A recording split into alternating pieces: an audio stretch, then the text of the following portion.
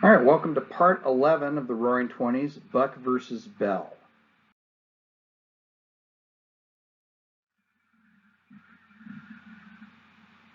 Now, as I mentioned before, the Eugenics Records Office and other groups like that helped create the database that allowed for the laws that will be passed against or for eugenics and for forced sterilization in the United States. Now, one of the first laws passed will actually be passed in Indiana in 1907. On March 9, 1907, Indiana passed a law that said that anyone who was deemed, quote, unfit, unquote, could be subject to forced sterilization.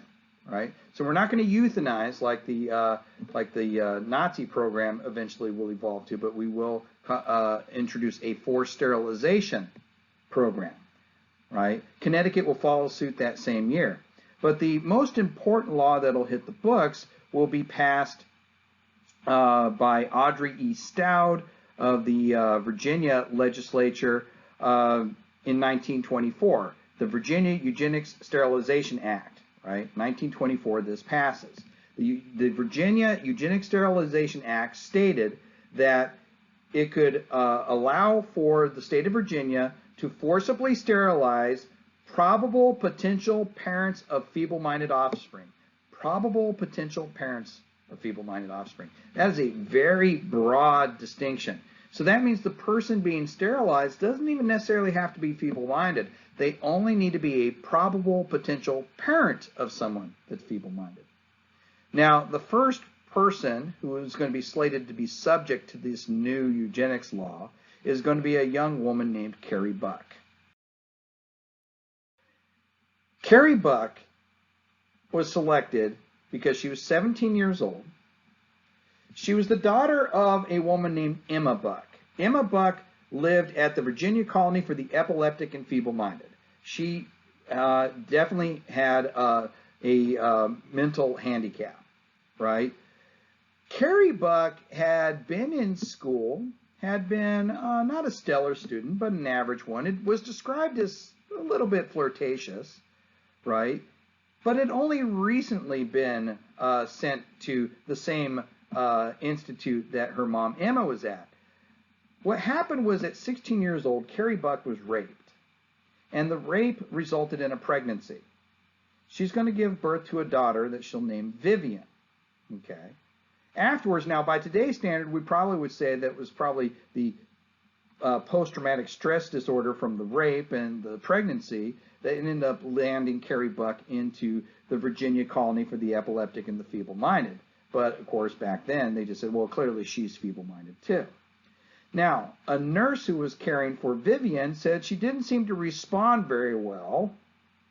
Now, Vivian is, as you know, is a newborn at this point. And so, therefore, she must be feeble-minded as well. So, Carrie Buck is scheduled for sterilization, A group that is going to band together to try and fight eugenics laws are going to file a lawsuit on her behalf, a lawsuit that is going to be filed initially against the head of the Virginia colony, a guy by the name of John Bell, hence Buck versus Bell, and it's going to go all the way up to the U.S. Supreme Court. The U.S. Supreme Court is going to decide by an 8-1 decision against Carrie Buck, right?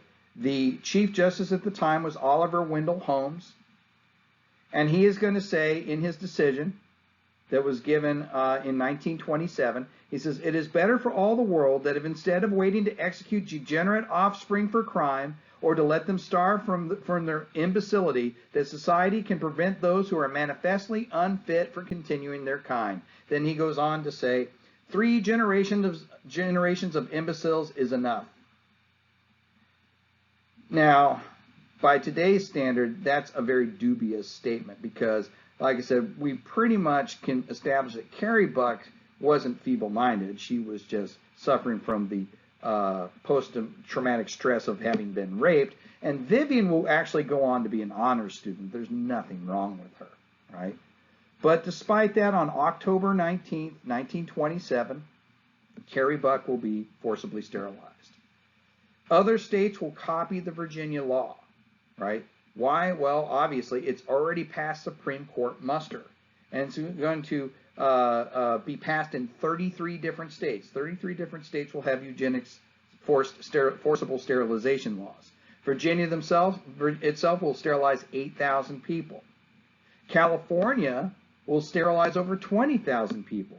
And across the country, you're going to have over 60,000 Americans forcibly sterilized under different eugenics laws.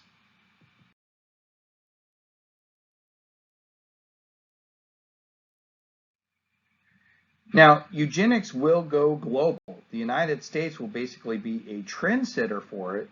But if you remember, we started this conversation talking about the Nazis, but everything we've talked about up to this point has been before the Nazis were in power, right? The Nazis don't come into power until 1933, and everything we've talked about has been from 1907 to about 1927, right? But Hitler will take notice of the American eugenics program. Matter of fact, he mentions it, even though indirectly, in his book Mein Kampf, right? When the Nazis come to power, he is going to appoint the head of the National Socialist Physician League, a man named Gerhard Wagner, who is going to say the American eugenics policy should be the model for Germany to follow, right? And they are going to create, initially, a sterilization program. This is prior to the T4 program even, to begin sterilizing those unfit. The sterilization program created by the Nazis was actually complemented by American doctors, like Dr. Marie E. Kopp, who was the head of the American Committee on Maternal Health. She will say that the Nazi sterilization system is being administered in entire fairness and formulated after their study of the California experiment. Remember, in California is where you had the most sterilizations take place, right? So her, as the head of the American Committee on Health, is going to make that statement. In 1938, the director of the Western State Hospital in Virginia, a guy named Joseph S. Desjardins, is going to say that Germany in 6 years has sterilized about 80,000 of her unfit, while the United States, with approximately twice the population, has only sterilized 27,869 as of January 1st, 1938. The fact that there are 12 million defectives in the U.S. should arouse our best endeavors to push this procedure to the maximum. And then he finishes off his talk to say, the Nazis are beating us at our own game. Okay? So when we take a look at eugenics, like I said, though we tend to want to try and associate it with groups like the Nazis and others, we need to come to terms with the fact that we had a very prevalent movement right here in the United States.